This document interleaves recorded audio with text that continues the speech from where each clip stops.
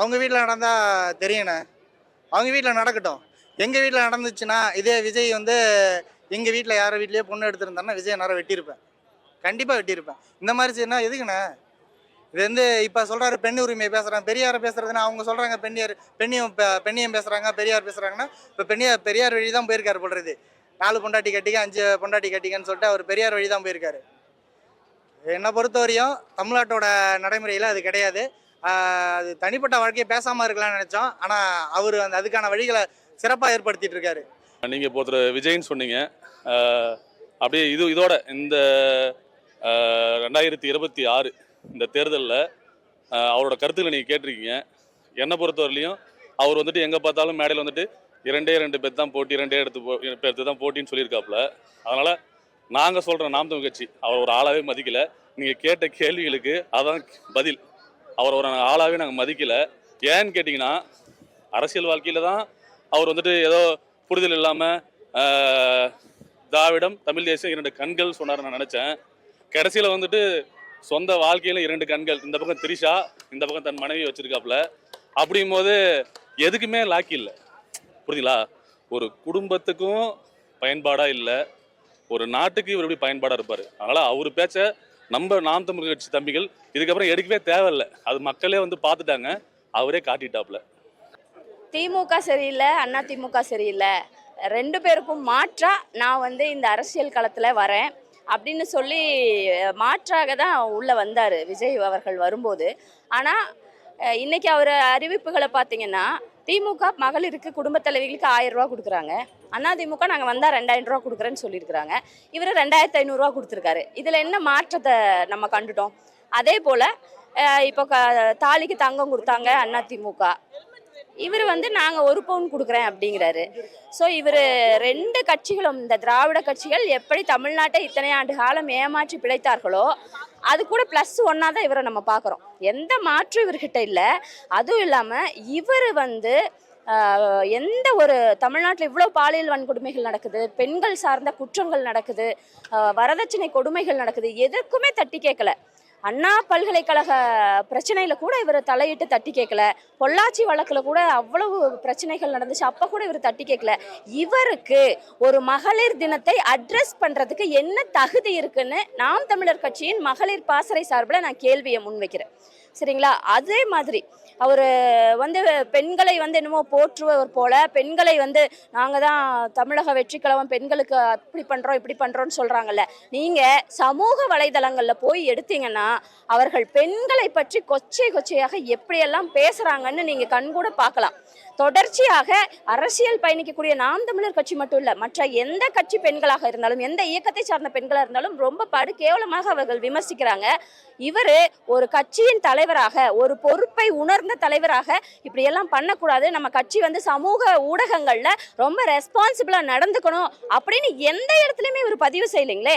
இவரோட தொண்டர்களுக்கு இவர் ஒரு எந்த இடத்துலையுமே அவர் டிசிப்ளின் சொல்லித்தரல, அவர் அரசியல் பழக்கல, பெண்களோட இம்பார்ட்டன்ஸோ பெண்கள் எவ்வளவு மேன்மை வாய்ந்தவர்கள்னு இவர் எதையுமே பண்ணாம இன்னைக்கு வெறும் மகளிர் தினத்துல போய் அட்ரஸ் பண்ணிட்டு பெண்களுக்கு இவ்வளவு சலுகைகளை அறிவிச்சிருக்காருங்கிறது ரொம்ப வெட்கக்கேடா பாக்குறேன் நான்.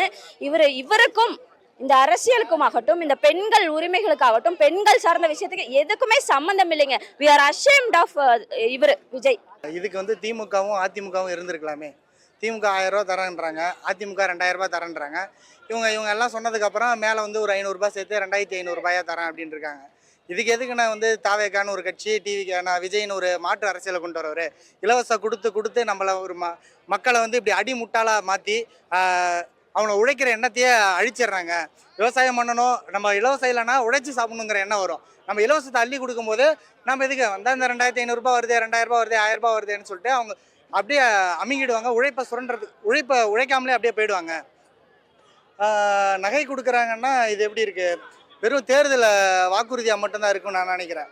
ஏன்னா நகையை கொடுத்து இது பண்ணுறோன்னா இப்போ பெண்களோட வாக்கையும் அவங்களோட இதை பெண்கள் வாக்கை வந்து ஈர்க்கிறதுக்காக இந்த விஷயங்கள்லாம் பண்ணிகிட்ருக்காங்க நான் நினைக்கிறேன். ஒரு பவுன் வந்து 15000 ரூபாய், 1 கிராம் 15000 ரூபாய் பக்கம் போகுது போல் இருக்கு. இப்போ 15000 ரூபாய், இப்போ ஸ்டாலின் என்ன 5000 ரூபாய் கொடுத்துருக்காரு, 3000 ரூபாய் கொடுத்துருக்காருங்கிறதுக்கு இவர் 15000 ரூபாய் ஓட்டுக்கு நான் காசு கொடுக்குறேங்கிறதுக்கு ஈக்குவலாக தானே இருக்குது. நான் பெண் குழந்தைகளுக்கு வந்து நகை கொடுக்குறேன் அப்படிங்கிறதுக்கு. மாற்று அரசியலை பேச வந்தா நீ எதுக்கியா பக்கத்தில் மாதிரி இலவசங்களை அள்ளித்தர? இலவசத்தை வந்து என்ன பண்ணுறது? 10 லட்சம் கோடி வந்து தமிழ்நாட்டு மேலே கடன் இருக்குது. அந்த கடனை அடைக்கிறதுக்கான வழியை பார்ப்பியா? மேலும் கடன் ஆக்கிறதுக்கு எதுக்கு? அதுக்கு திமுகவும் அதிமுகவும் இருந்துட்டு போயிடலாமே. இத்தனை வருஷங்களாக இருக்கிற இந்த திராவிட கட்சிகள் செய்கிறதா நீ செய்கிற. அப்போ எதுக்கு நீ மாற்றுன்னு வர? மாற்றுன்னா நாம் தமிழர் கட்சி மட்டும்தான் மாற்று. இத்தனை வருஷங்களாக நிற்கிறோம். நாங்கள் இலவசங்களை நாங்கள் கொடுக்கல. இலவசம்னா எது?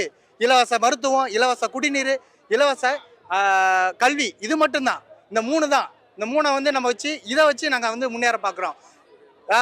வெறும் வேலைவாய்ப்பு அமைச்சு அவங்கள உழைக்கிறதுக்கான வழியை பார்க்குறோம். இந்த இலவசங்களை கொடுத்து ஏன்னா உழைப்பை மங்க வைக்கிறதுக்காக நாங்கள் வேலையை பார்க்க மாட்டோம். கண்டிப்பாக நாம் தமிழ் கட்சி ஆட்சிக்கு வந்தால் 3 இலவசமாக கொடுப்போம். என்ன? தூய மருத்துவம், தூய குடிநீர், தூய இலவச பள்ளி கல்வி எல்லாத்தையுமே நாங்கள் கொடுப்போம். இலவச நம்பினா ஆனால் அவங்களுக்கு பட்டு புரிஞ்சுருக்குண்ணே. இலவசம் கொடுக்குறது நம்ம கடனாக இருக்கோம், இத்தனை வருஷங்கள் கடனில் தங்கி இருக்கோம். ஒரு மாற்று அரசியல் பேசும்போது மக்களுக்கு ஒரு புரிதல் இருக்குது. இப்போ மாற்றி கண்டிப்பாக ஜெயிப்போம். முதல்ல அவரை நம்பி பார்க்க போன கரூரில் 41 பேர் இறந்தாங்க. அவங்களோட உயிரை அவரால் திருப்பி கொடுக்க முடியுமா?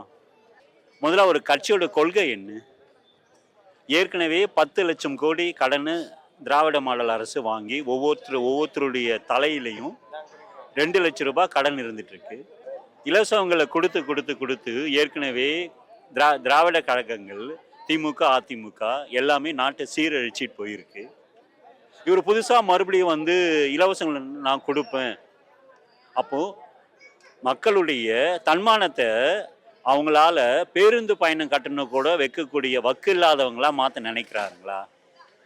அவர் திரையில் நடித்தது போதும், தயவுசெய்து தரையில் நடிக்க வேண்டாம். அடுத்த கமலஹாசன் அவர் தாங்க. அடுத்த தேர்தல் அவர் இருக்க மாட்டாருங்க. தமிழக வெற்றி கழகம்னு பேர் வச்சுக்கிட்டு முதல்ல தமிழனுடைய பண்பாடு என்னங்க? ஒருவனுக்கு ஒருத்தி, ஒருத்திக்கு ஒருவன், இதுதானே தமிழருடைய பண்பாடுங்க. நீ தமிழக வெற்றி கழகம்னு பேரிலேயே தமிழகன்னு வச்சுக்கிட்டு தமிழருடைய பண்பாடு என்னன்னு தெரியல. இவர் ஒரு தலைவராங்க. முதல்ல உன்னை நம்பி கட்டின பொண்டாட்டியே உங்களால் வந்து அவங்களுக்கு பாதுகாக்க முடியல. உங்களுக்கு பிறந்த குழந்தைங்களை வந்து நீங்கள் பாதுகாக்க முடியல. தமிழகம் தமிழர் எல்லாமே அன்புமயமானது. எந்த தமிழ் கடவுள் வந்து விவாகரத்து பண்ணியிருக்கு? கொள்கையும் கிடையாது, முதல்ல மனித இனமே கிடையாது. தன்னை பார்க்க வந்த 41 பேர் இறந்துருக்காங்க. ஓடுகாலன் மாதிரி ஓடி போனா இவன் மனுஷனா? முதல்ல அவன்லாம் அவர்லாம் ஒரு ஆளுங்களா தம்பி? மிருகங்கிட்ட எல்லாம் மிருகத்துக்கு கூட வந்து அன்பு பண்பு பாசம் எல்லாமே இருக்குங்க. இவருடைய கொள்கையோ திரையில நடிச்சர் இது வரைக்கும் அவர் நடிச்சு என்ன பண்ணியிருக்காருங்க? சாராய முத்தரத்தை எப்படி குடிக்கலாம், சிகரெட் பிய எப்படி சைட்ஸ் எல்லாம் ஊதி தரலாம், எப்படி காதல் கத்திரிக்கா, இதை தவிர அவர் வேற என்ன பாடத்தை போதிச்சிருக்காரு சொல்லுங்க? அவருக்கு அரசியல் என்னன்னு தெரியுமா? அறம்னா என்னன்னு தெரியுமா? அவரெல்லாம் விடுங்க தம்பி, கூத்தாடிங்க. பாவம் இலசங்களா நீங்க அவங்களுடைய ரசிகர்களை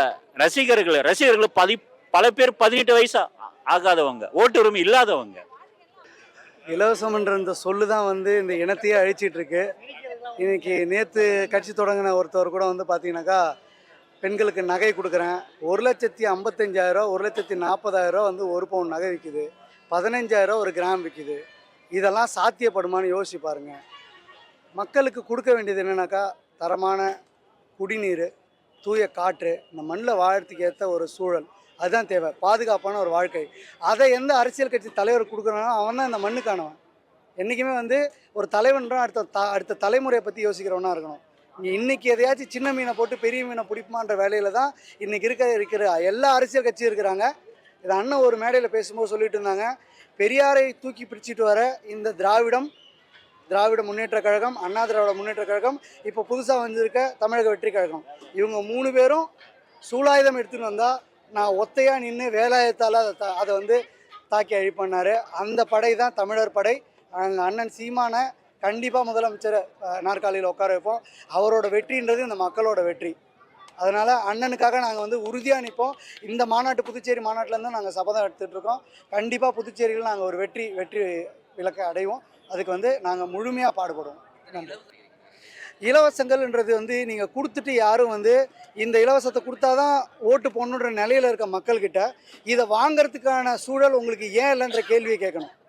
2000 கொடுக்குற ஒரு 2000 ஒரு மிக்சி கொடுக்குறாங்க. அந்த 2000 கொடுத்து உன்னால் ஏன் வாங்க முடியலன்றத கேள்வியை கேட்டால் அவனுக்கு தெரிஞ்சிடும்.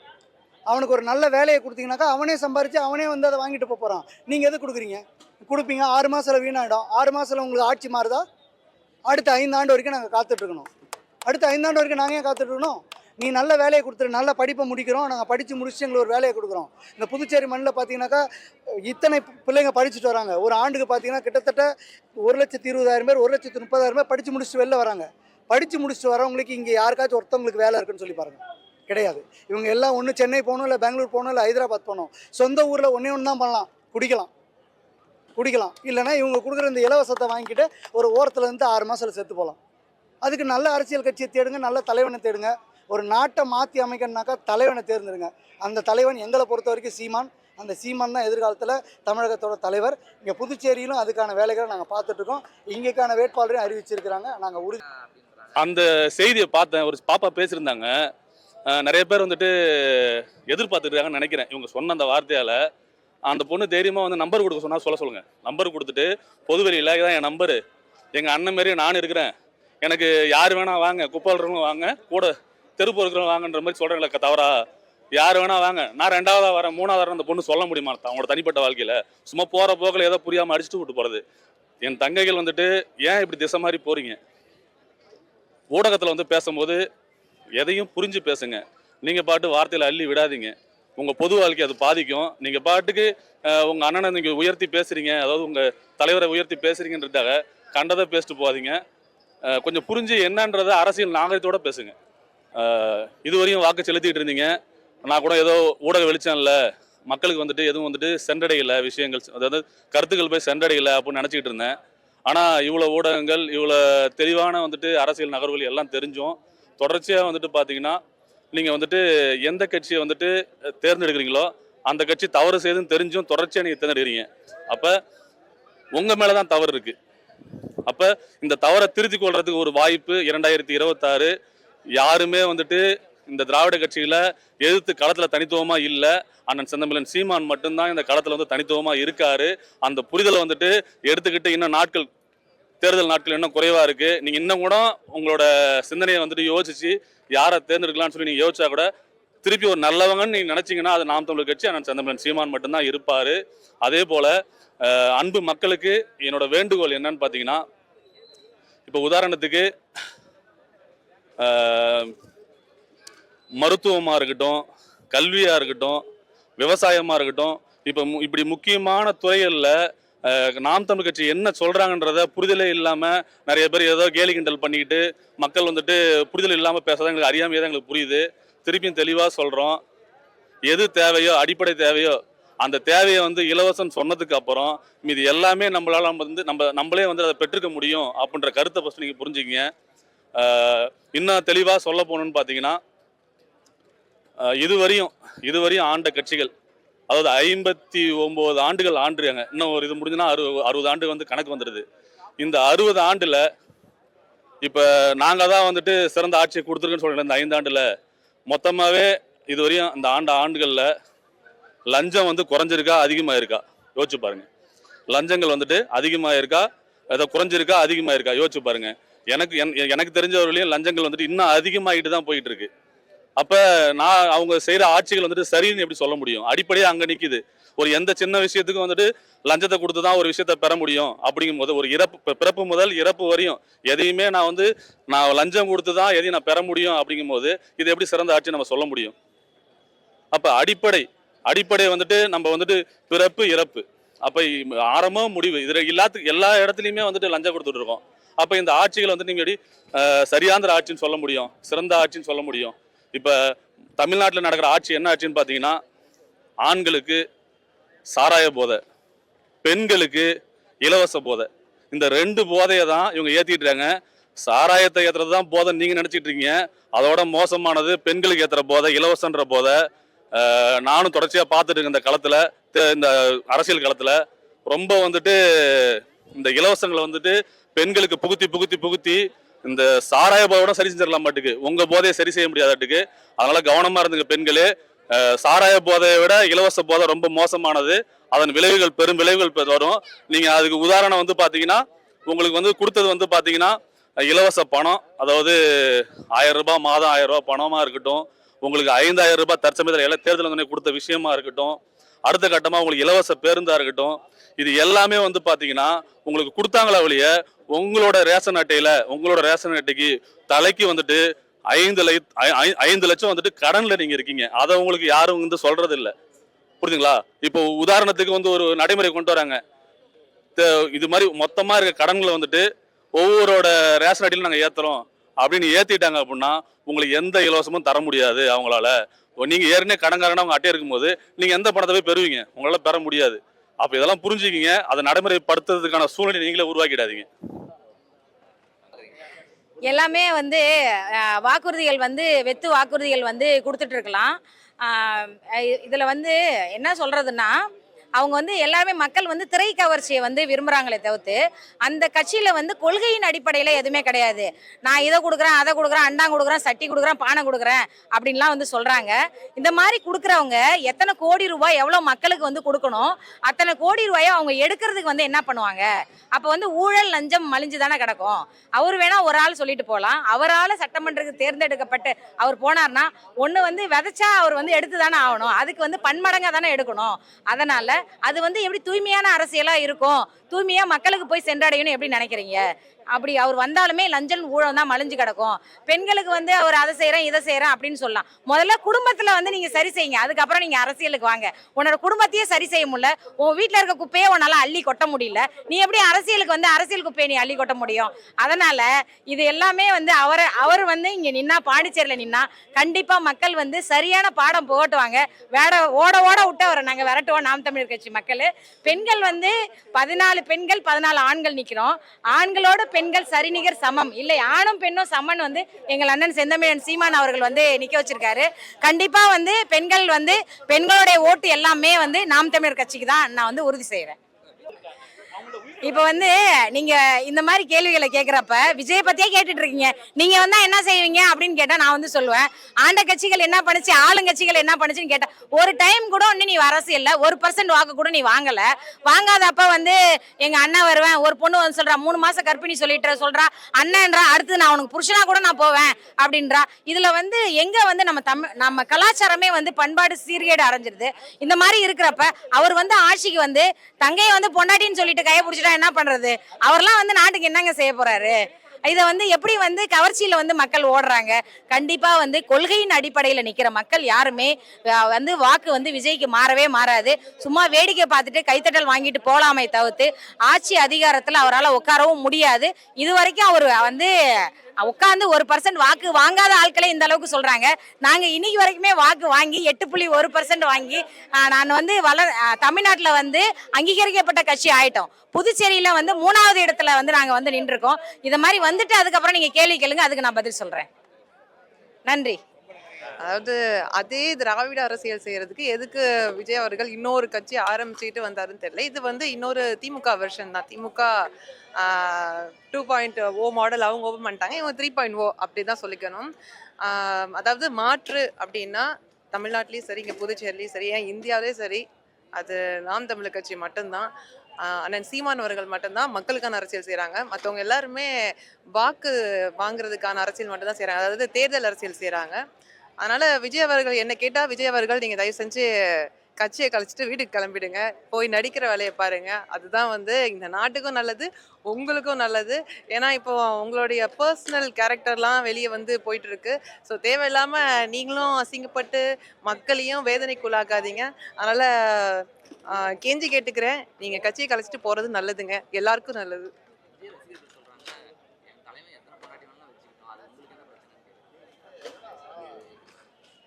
அதாவது விஜய் அவர்கள் வந்து படத்தில் நடிக்கும் போதும் சமூக அக்கறையோட நடிச்சது இல்லை.